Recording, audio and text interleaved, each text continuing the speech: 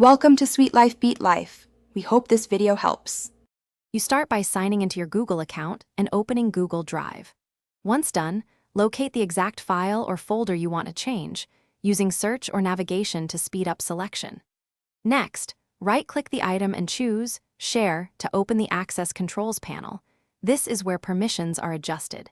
You do this now rather than later so you can manage viewers and editors precisely, and to make sure you're changing the correct object before altering who can access it.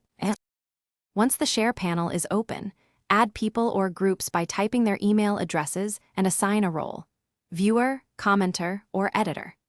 Make sure to choose link sharing settings next, restricted versus anyone with the link, and set the link role to control what any link holder can do. Also click the settings gear to prevent editors from changing access or to disable downloads for viewers.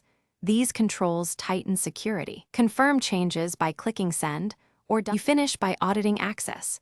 Open Manage Access to review every person, role, and link setting so nothing is left open unintentionally. If ownership must change, transfer it here. Note owners retain ultimate control and may be in your organization. Once satisfied, click Done.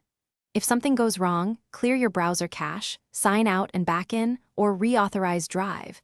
Make sure organization sharing policies aren't overriding your choices. These steps close the loop and keep access aligned with your intent. Thanks for watching. Consider subscribing if we helped you.